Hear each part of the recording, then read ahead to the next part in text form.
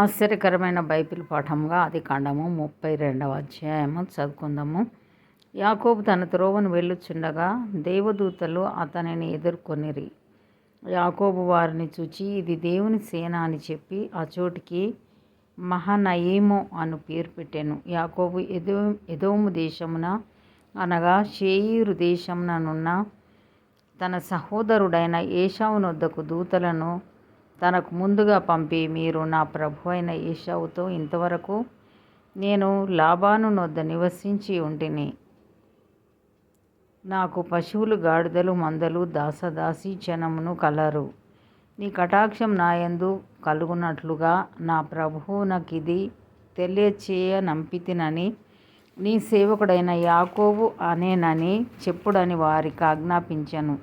ఆ దూతలు యాకోబు నొద్దకు తిరిగి వచ్చి, మేము నీ సహోదరుడైన ఏశావునొద్దకు వెళ్ళితిమి. అతడు 400 మందితో నిన్ను ఎదుర్కొన వచ్చుచున్నాడని చెప్పగా, యాకోబు మిక్కిలి భయపడి తొందరపడి, ఏశావు ఒక గుంపు మీదికి వచ్చి దాని హతము చేసిన ఎడల మిగిలిన గుంపు తప్పించుకొని పోవుననుకుని తనతోనున్న జనులను, మందలను, పశువులను, ఒంటెలను 2 గుంపులుగా విభాగించెను. అప్పుడు యాకోబు, నా తండ్రి అయిన అబ్రాహాము దేవా, నా తండ్రి అయిన ఇస్సాకు దేవా, నీ దేశమునకు నీ బంధువుల యొద్దకు తిరిగి వెళ్ళుము.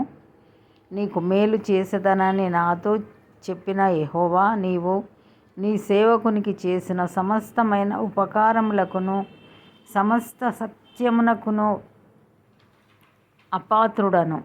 ఎట్లనగా నా చేతికర్రతో మాత్రమే ఈ యోర్దాను దాటి తిని, ఇప్పుడు నేను 2 గుంపులైతిని. నా సహోదరుడైన ఏశావు చేతి నుండి దయచేసి నన్ను తప్పించుము. అతడు వచ్చి పిల్లలతో తల్లిని నన్ను చంపునేమో అని అతనికి భయపడుచున్నాను.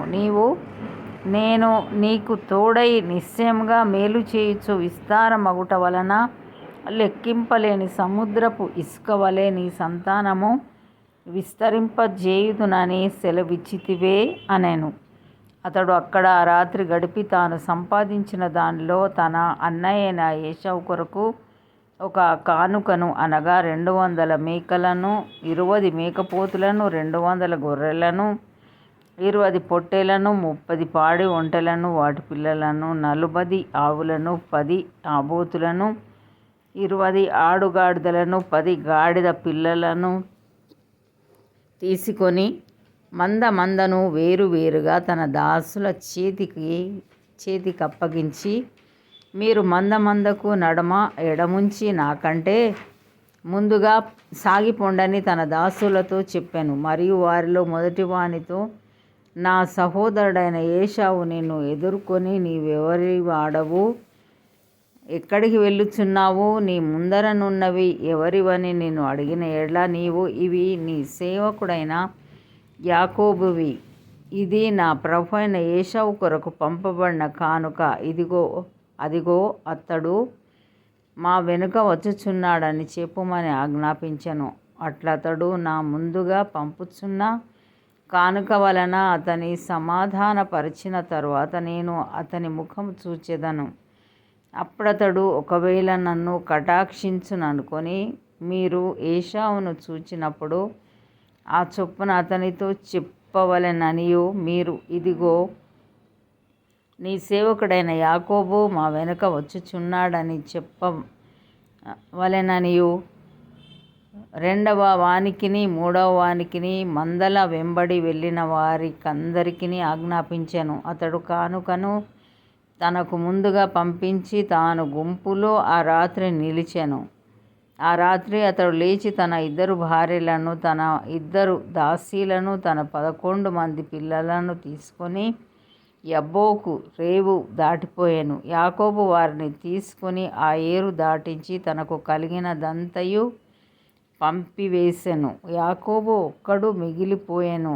ఒక నరుడు తెల్లవారు వరకు అతనితో పెనుగులాడెను. తాను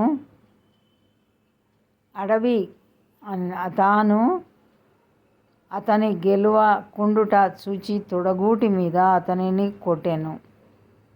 అప్పుడతడు ఆయనతో పెనుగులాడుట వలన యాకోబు తొడ గూడు వసిలెను. ఆయన తెల్లవారుచున్నది గనుక నన్ను పోనిమ్మనగా అతడు, నీవు నన్ను ఆశీర్వదించితేనే గాని నేను పోనీయననెను. ఆయన నీ పేరేమని అడగగా అతడు యాకోబు అని చెప్పెను. అప్పుడు ఆయన, నీవు దేవునితోనూ మనుషులతోనూ పోరాడి గెలిచితివి గనుక ఇక మీదట నీ పేరు ఇశ్రాయేలే గాని యాకోబు అనబడదని చెప్పెను. అప్పుడు యాకోబు, నీ పేరు దయచేసి తెలుపుమనెను. అందుకు ఆయన, నీవు ఎందునిమిత్తము నా పేరు అడిగితివని చెప్పి అక్కడ అతనిని ఆశీర్వదించెను.